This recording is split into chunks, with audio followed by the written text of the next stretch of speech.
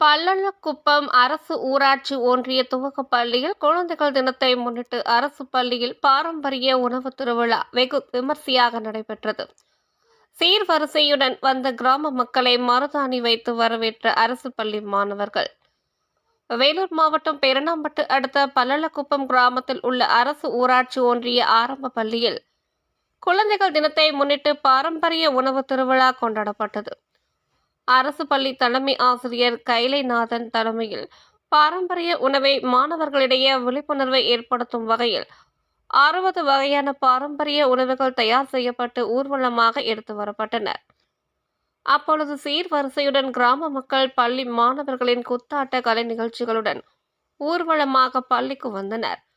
பின்பு பள்ளியில் நடைபெற்ற கலை நிகழ்ச்சியில் மாணவர்கள் பாடலுக்கு குத்தாட்டம் ஆடி மகிழ்ந்தனர்.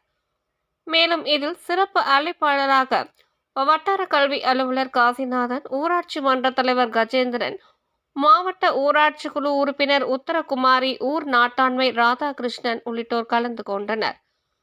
மேலும் அப்பள்ளிக்கு வந்த கிராம மக்களுக்கும் உள்ளாட்சி பிரதிநிதிகளுக்கும் மருதாணி வைத்து அரசு பள்ளி மாணவர்கள் வரவேற்றனர். மேலும் பாரம்பரிய உணவுகள் குறித்து மாணவர்களுக்கு விழிப்புணர்வை ஏற்படுத்தினர். ஆசிரியர்கள் ரோகிணி மற்றும் ஓம் பிரகாஷ் அனைவருக்கும் நன்றி தெரிவித்தனர்.